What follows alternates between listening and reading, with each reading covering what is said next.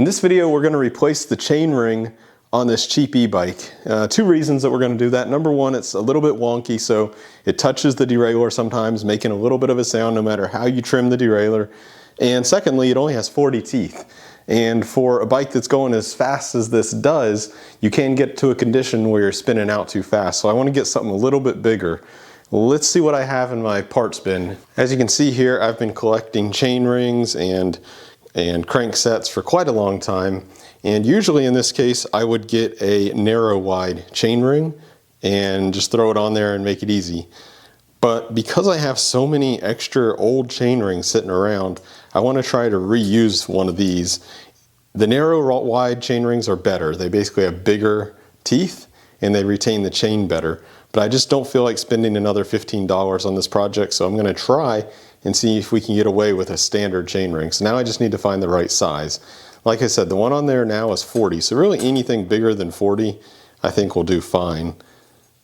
And we also need to make sure that we have a crankset that'll fit it. I don't really want to try to reuse that crankset because it's just so cheap looking. I'd rather use something like this, a little bit higher quality, actually uses chain ring bolts instead of just rivets. So might go with this one, and I might even go with this big chain ring here. Let's see how many teeth does it have. Usually they'll say somewhere 48. That's quite a lot. That might be good though. It is a, let's see, how long is that? This is a 170 millimeter length crank, which is good. So I'm going to shift the back one up a bit. And then we're going to shift this one down so that when we take off the chain ring and crankset, we can just throw the chain down there, because why not? First thing we need to do is pop this bolt off. Okay, better to do it like this.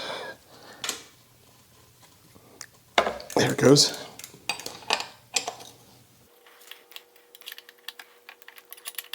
Now this is not actually what's holding the crank on.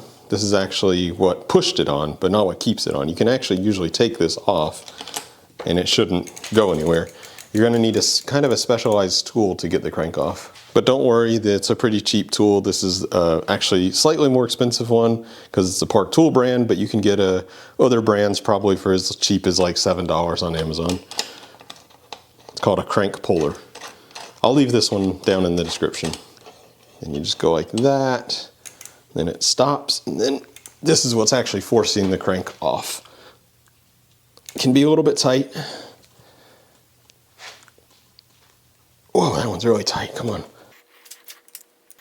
Okay, I think we're starting to get it though. Okay, here it goes. There it goes. Finally. Whew, that was a tough one. All right, before I take that off, I'll go ahead and get the tool out of here. And we're gonna go ahead and try to get the chain, there we go, off of there and get this out of the way. Got it. This is an e-bike, but there's nothing special going on here. This all looks very standard like you would see on any bike with a tapered bottom bracket. So we're gonna put this on like this. We're not gonna put it on yet though, because we wanna probably take off this smaller chain ring. You just don't need it. Now I could leave it on. I'll probably try to take it off just because we don't need it, and we can make it a little bit lighter and probably a little cooler looking. That should work. Now, other option you could do is also move the big one to the middle space. That might actually be a good idea, because then it'll be easier for that rear cassette to go into the biggest ring. I might try that. I might try to move this big one. I'll remove this little one, this middle one, and I'll move the big one to the middle space. Let's try it. This is from like a 90s mountain bike or a 90s hybrid bike. You can get these really easily. Very cheap, very easy to find. So I'm just going to take all the chain rings off of here. So it's spinning on the back side, so you need this special tool to hold it in place so it doesn't spin. It'll fit in kind of like that.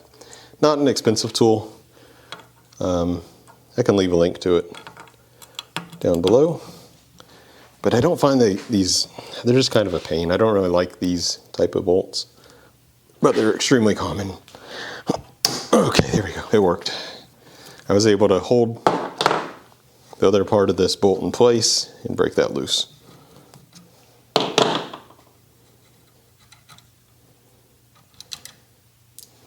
Now, if you do end up, reusing your old crank, or you have a crank like this, you can buy aftermarket narrow wide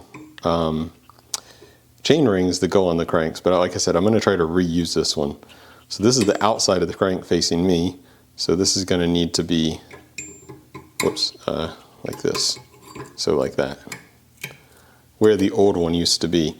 Now the only problem with that is since we don't have this one anymore, our bolts are going to be too long because this was taken up, a couple of millimeters. So I think I have in my inventory some shorter bolts.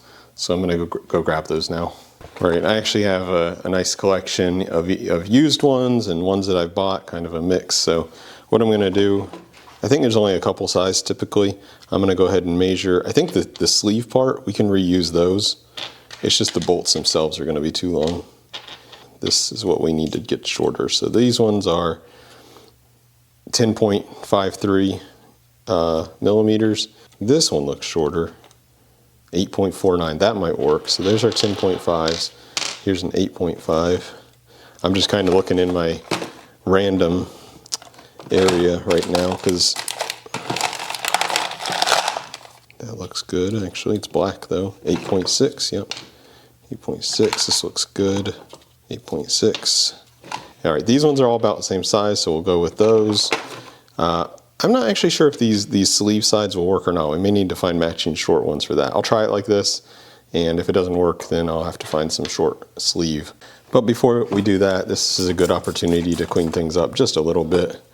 I'm not trying to make it perfect, but we can spend about a minute getting some of this old gunk off. Why not? The teeth here don't look too bad. A lot of times the big ones are hardly even used on these like commuter and mountain bikes. So a lot of times they're in pretty good shape. I hope this isn't too big. This is a 48 and that's pretty big, but we'll see. To me, a vise is one of the best tools you can have in your home workshop. It's just like the third set of hands that you always need. Where does this go? This goes, we want to put it back here. Yeah, that's the whole idea. And this goes to the outside. I remember noticing that sticker goes to the outside. It's pretty obvious. This looks, I don't know, looks like the inside. This looks like the outside. So yeah, that actually fits pretty nicely. Looks pretty cool. And let's see if our bolts are going to work. So here's the sleeved one, goes on the back, and nope, that won't work. The reason it won't work is because that sleeve is sticking a little bit proud, a little bit out beyond the surface of here. So it's, no matter how tight I tighten that other bolt, it's always going to move. So we need to find shorter sleeves too. And here we go, here's the shorter sleeves. So we'll use those and they should work just fine. So I like to go ahead and put the sleeve part in first, like that. I do all of them. Don't always do it like this, but I find it does work pretty good. And see, you can see now they're not sitting proud no more. There we go. Now they're all ready to be screwed in. So at this step, I like to use some Loctite because I have had these work their way out before. So just a tiny drop. I've been using this blue Loctite, just the smallest drop to help it stay in. It's a number 5 Allen key. And just go ahead and thread it in. It's not going in super smooth, so I'll stop with that one, go to the next.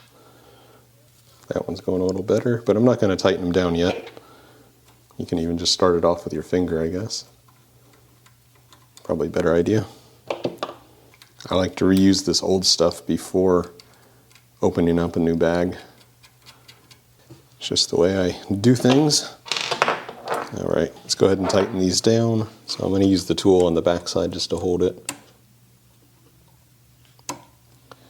Chainring tool.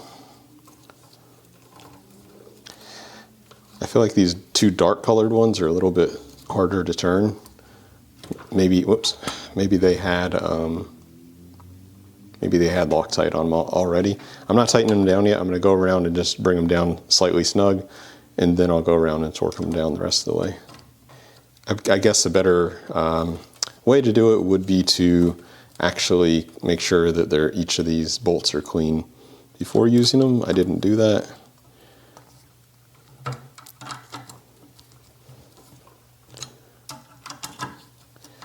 All right, they're all snug, so now I'm going to go through and tighten them all down the rest of the way. Now if I turn them and I can feel the back is moving, then I have to use the tool to hold it tight as I torque it down. There probably is a torque spec, but I've never used it. I just make them pretty darn tight. You should always do like a star pattern when you're torquing down things.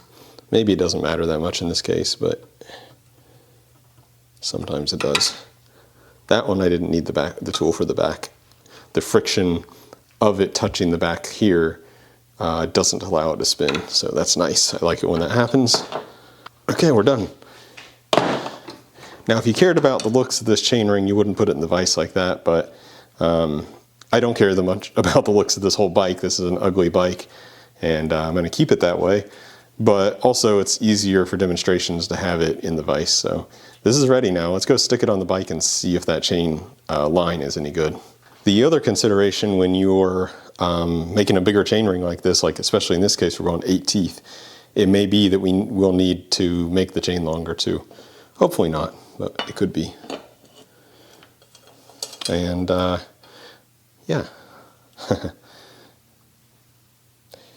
That looks pretty good, except for the fact we're going to have to raise up our derailleur. And even though we only have one chainring, I'm going to keep the derailleur on it to help it help the chain not fall off. So I'm going to set it manually to a position and just leave it there, so it'll keep the chain on a little bit better in case it tries to jump off ever.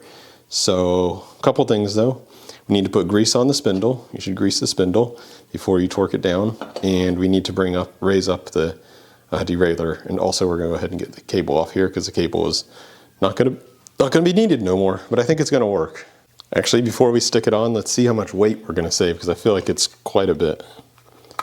And then we'll also see how much weight we save with the other side too. But let's do this side first, because this thing feels heavy. All right, the original drive side Crankset weighs in at 819 grams. And the new one, aluminum crank and just one large chainring, is only 465. So nearly half the weight. That's awesome. That's like a 400 gram saving. Really good. And we still are going to save more on the other side too. So this is nice. We're saving some weight here. I guess the argument can be had that weight savings on a heavy e-bike isn't as important because the bike's going to be heavy anyway, and you have a motor to help you out anyway. But I'm still happy to save weight when I can. All right, now let's stick this on like that.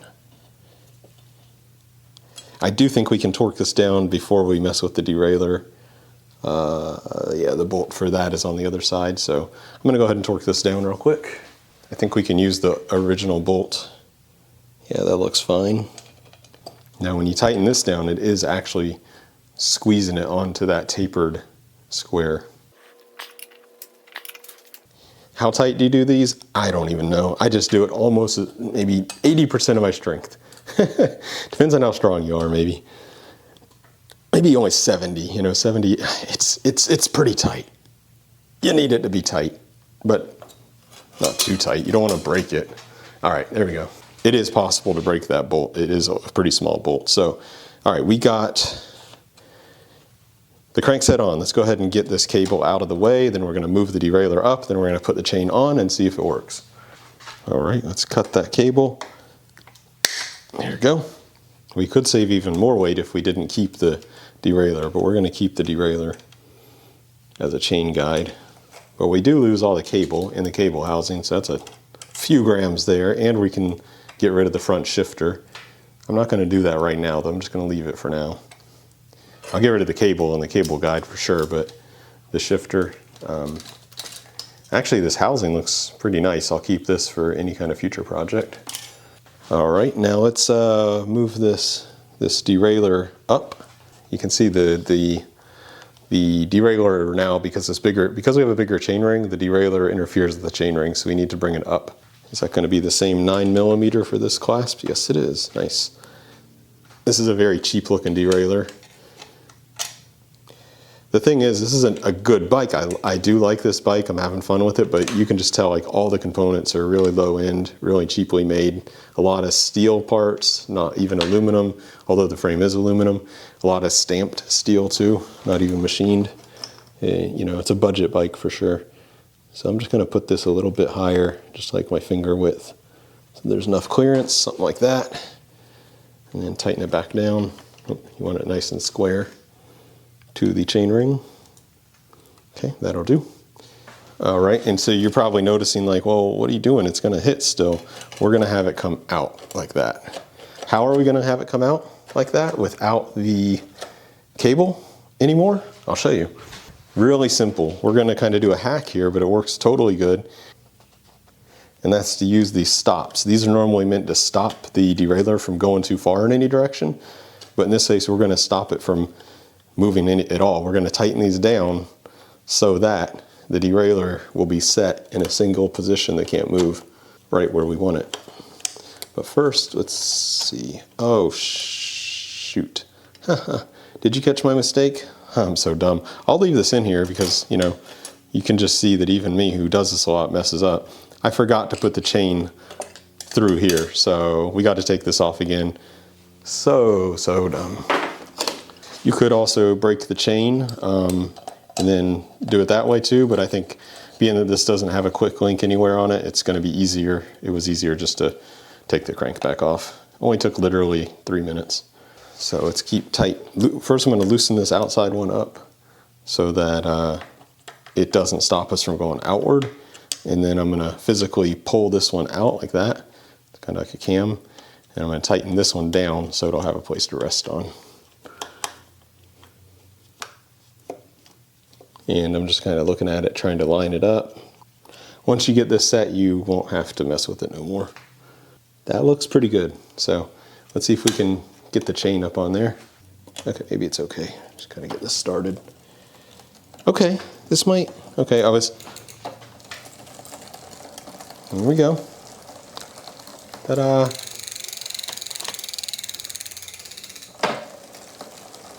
Ooh, that's gonna be fast. Go ahead and put this pedal on. Need to add a little bit of grease to it. Now for this side, the drive side, this thread direction is standard, but for the non-drive side, it's opposite. And this is kind of a specialized tool. It's a flat 15 millimeter wrench or 9/16.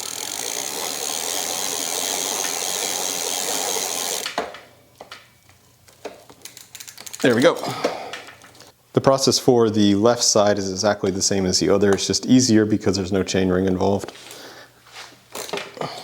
Take off this first bolt. This bike is so heavy to put up on the stand and off.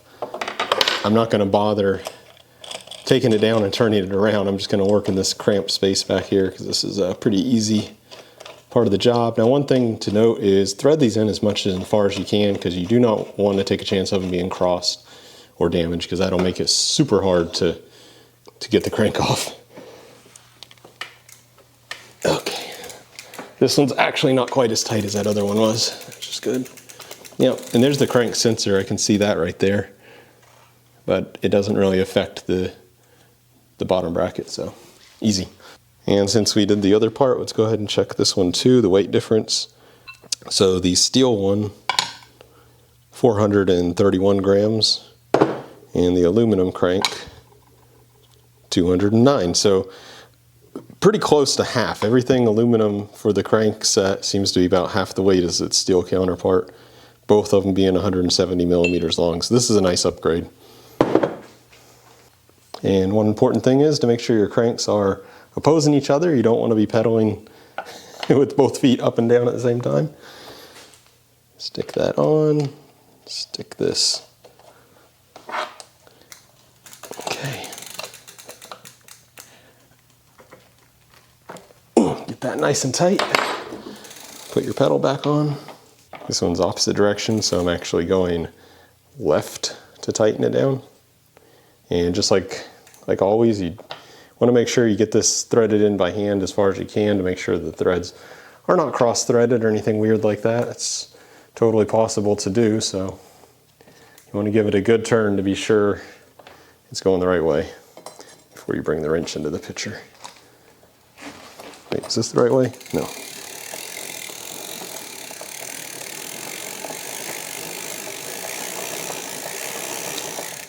There you go. And then to give it its final tighten, see how I have these opposing each other? It makes it a lot easier. All right, pretty much the last step in the job is to go ahead and get your cable and old housing out of here. That's my old cable that went to my front shifter. I'm actually gonna leave the front shifter on because I think I'm gonna be doing work to the handlebars and grips pretty soon in the future. So I'm gonna leave this on for now. It's totally optional. You can leave it on. It's not gonna hurt anything. It's just not gonna do anything, obviously. You can save a little weight by taking it off and make it a cleaner look, but for now we're gonna leave it on because I'm gonna do some other stuff later anyway, where I may have to take the grip off. I don't wanna have to do it twice. Yeah, and then just get your housing and your cable out of here. Now the cable is like a very slightly complicated story, I guess. You need to have this, see how it's poking out? It has to be, well, I guess on this one it doesn't matter as much, but some of them you have to have it in the right place. But anyway, you just push the cable and you can see it popping out here, and then you can just pull it out. There you go. And throw that on your floor for later to clean up. The housing though, we want to get that too. We don't want this housing just floating around, and this one's captured in some of this curly stuff that keeps it all together, so I'm gonna try to get it out of here. I mean, I could leave it if I wanted, it doesn't hurt anything, but I'm gonna get rid of it, get it out of here. Oh, it might help if I pull on the right cable. There we go. Yep, we lost the end piece. Probably easiest to pull it this way. There it goes. Got it. The chain is a little bit skewed going into the biggest cog in the back, but it's not too bad. It's not too bad.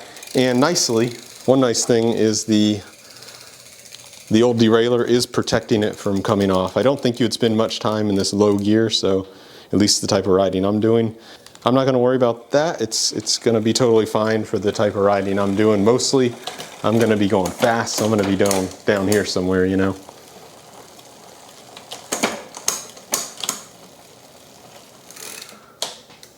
Okay, that's pretty much it for the project. It worked out pretty good the way I wanted it to. Everything was pretty straightforward. There's a lot of advantages going by one by. We are saving weight. We are simplifying the mechanism. We are ditching that wobbly large chain ring. And in fact, we're going to the larger ring. So we'll be able to go with higher speed or at least lower cadence. So I hope you found that useful. If you have any questions or comments or anything like that, please do leave them down below. Please give it a like if you like it. And anyway, I'll see you guys in the next one.